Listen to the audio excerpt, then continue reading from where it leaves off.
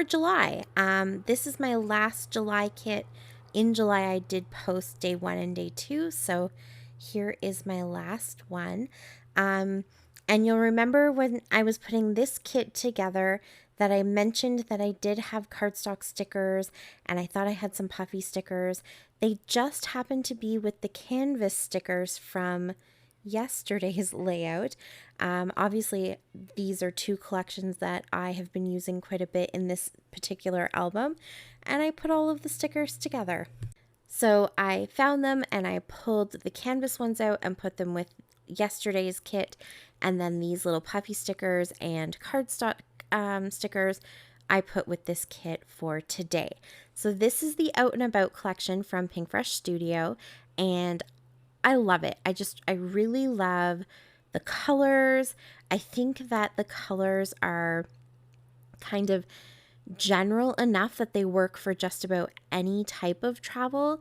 But I also love, and this is not just this collection, but most of Pink Fresh Studios collections, I just really love how much white space there is. To me, it just gives you a lot of opportunity to kind of play around and do some fun creative things with the designs. So I really, really love it. And I've definitely been using up every little bit of it that I could get my hands on.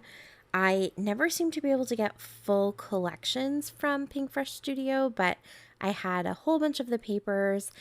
I had the 6x12 cardstock stickers, and then I had the puffy stickers. So they are definitely going to be used up all in this album, I think. And yeah, so that was my kit essentially. There are a couple other little elements that I think I put in there from the Sherbert collection, just a few of the little chipboard pieces and some of those little die cut pieces that I have. I think those are in this kit as well.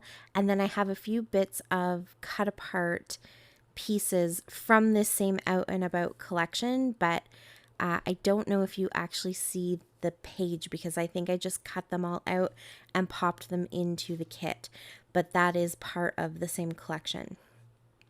I think I had a bit of ephemera too. I can't remember why I wouldn't have had the entire pack of ephemera and only a few bits of it.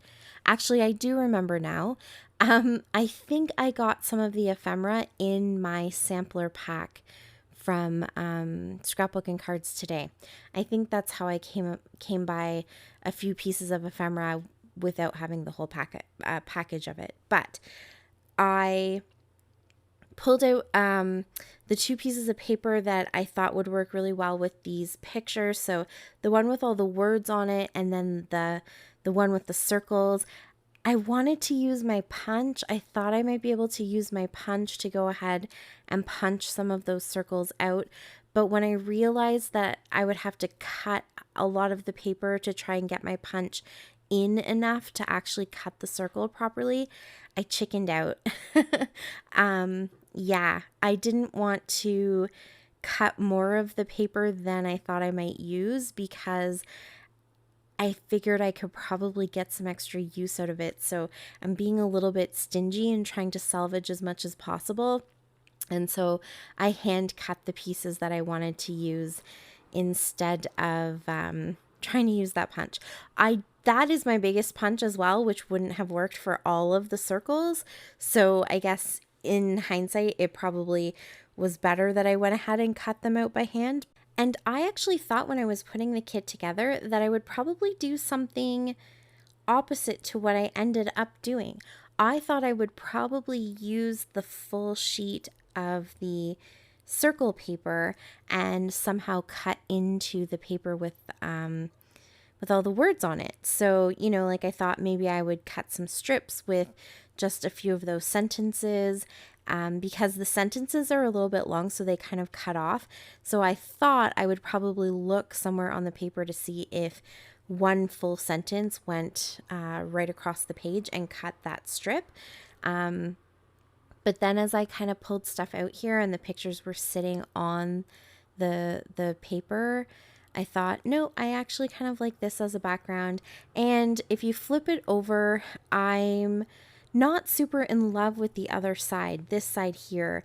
I do really like the green, and I try usually to conserve my green papers because I find green isn't always a common color unless it's like a summer collection or a Christmas collection.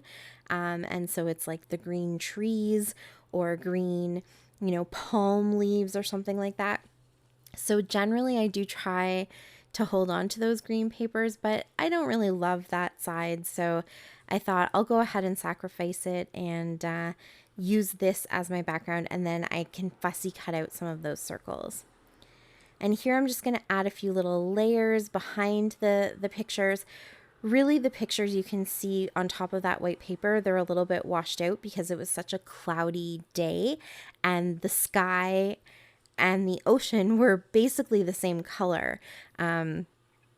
So I think the pictures needed a little bit of help kind of standing out from the background. So I did back them with the red paper that's on the back of that circle paper, and you saw me sort of strategically placing those pictures so that I could conserve as much as possible of the little circles that I didn't use. But yeah, the red really helps. And because my daughter's shirt is kind of this peachy coral color, adding the red actually, I don't know, it's one of those funny colors in this collection where depending on how you use it and what colors you put it with, it either looks red or it looks kind of salmony pink. So I thought that it worked really good too because it does draw out the one color that's in my photos, which is Kaylin's peachy, corally, I don't know, salmony colored shirt. And then, of course, there is that lighter pink or kind of peachy color in some of these circles as well. So I thought that worked really good using the red paper on the back. And also that die cut, sort of like a label, is that darker red. And then everything else you can see is a little bit more of that lighter peach tone. So I put the circles all around. Some of them, because of where they were placed on the paper, had one kind of flat side. So I knew I had to have those probably touching an edge somewhere. So I just have them touching the outside edges of the paper. And then I just built a few little layers more centering around the photo, really drawing your attention to the photos themselves and really pulling them out from all of the white space in the background.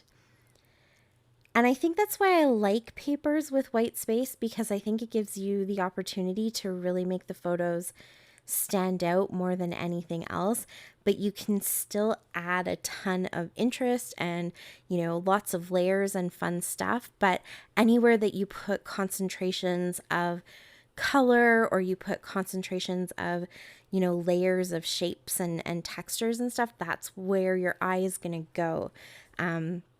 So I think it allows you to kind of be very strategic in your storytelling as you're creating your page.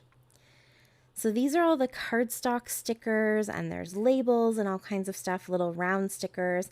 I have one puffy sticker from that little freckled fawn puffy sticker page that was featured quite prominently in this month's kit building process video. So I threw that one in there because it matched the colors. It kind of had that pink, light pink tone to it.